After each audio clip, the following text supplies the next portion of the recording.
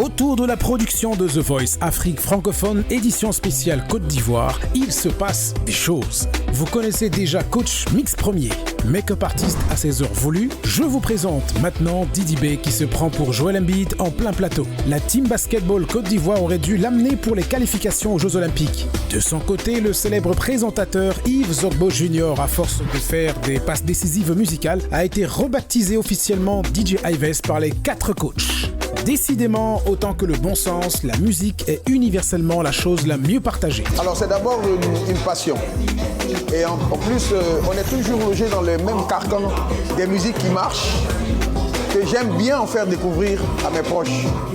Donc je peux passer des heures et des heures à te faire découvrir des sons parce que je passe mon temps à n'écouter que les sons que l'on ne connaît pas.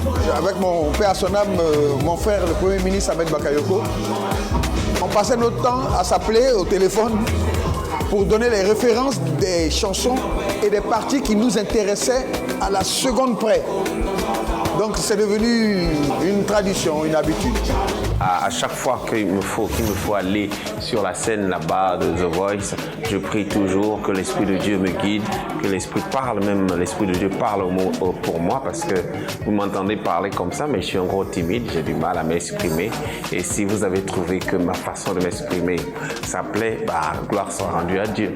La deuxième vie de coach Onel Mala dans l'émission, c'est de distribuer les bénédictions et de se poser calmement pour élaborer les techniques d'attraction des meilleurs talents. José, pour sa part, si sa musique est une vibration universelle, ses expressions favorites, par contre, est-ce qu'on peut les décoder? Non, ça c'est un mystère. Comprends qui peut, comprendra qui pourra. On peut pas dire ça comme ça. C'est ça. En tout cas, c'est pas parce que chose et tout. La productrice déléguée, cependant, n'a rien perdu de ses talents de maestro. Sven, le représentant de la marque The Voice, est un fin amateur de l'art de croiser les doigts.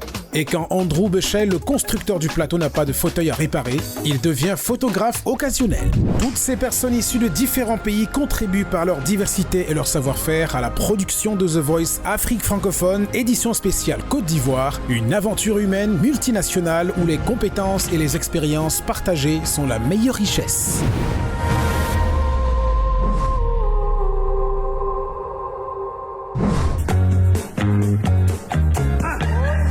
Quelle que soit la zone de la planète, réaliser le plus grand show télémusical compétitif au monde demande une convocation de plusieurs métiers dont l'exécution maîtrisée permet d'atteindre l'excellence. Toute l'expérience de la production de l'émission est faite de transmission et de partage, surtout que cette édition a eu la particularité d'avoir à bâtir un tout nouveau design de plateau. De la construction du setup jusqu'au tournage, les plus jeunes enrichissent leur savoir-faire auprès des plus expérimentés. La concentration du jeune fan des éléphants montre qu'il ambitionne un jour de monter ses fauteuils et les faire tourner lui-même. Transmission de technologie au programme. Mon travail ici, c'est de mettre les LED dans l'espace, dans les fauteuils comme ça, et puis maintenant sur les escaliers, un peu partout, derrière même les écrans qui sont juste derrière. Bon, ce qu'on a appris avec eux, c'est les emplacements avec eux. Voilà, comment disposer les LED dans le fauteuil. Et puis pas dire qu'on connaît tout, mais on essaie déjà un peu comment ça fonctionne. Un directeur technique ivoirien et ses équipes, un constructeur de décors sud-africain et son équipe, des fournisseurs d'écrans, lumière, sonorisation, de régie vidéo basés en Côte d'Ivoire, collaborent parfaitement pour créer le meilleur résultat sur le sol ivoirien.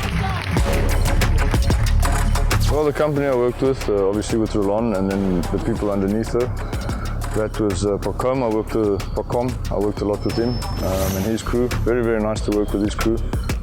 Didn't have any issues, not like a couple of years where we've had some shouting and screaming, but this time was actually pretty quiet. Nice people to work with. They're understanding. So yeah, it's been pretty decent. Well, proud to say that it's now apparently the biggest set been built in Abidjan so far, so a lot of ups and downs, but yeah, we've got it to the T, so they shouldn't have any more hiccups and should have a good shoot this evening. Réaliser entièrement une production de cette envergure en Côte d'Ivoire, cela donne forcément davantage d'énergie pour aller plus loin. C'est la mission qu'on s'est donnée, c'est vraiment sans limite, ce qui compte pour nous, c'est la compétence. Et quand on a démarré le show en Afrique du Sud, on avait toujours ce rêve de ramener le show dans notre région, c'est-à-dire l'Afrique francophone. Et on avait hâte d'arriver en Afrique francophone et de pouvoir transférer les connaissances, transférer la compétence.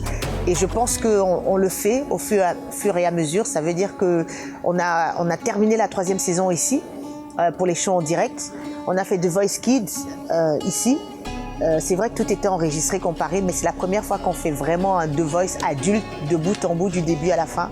Et au fur et à mesure, on sollicite moins les compétences internationales, les compétences étrangères. De plus en plus, on a les compétences locales. Et je pense que d'ici, si on continue, si Dieu nous permet de continuer l'aventure, on pourra faire le show de bout en bout depuis un pays de la sous-région, Afrique francophone.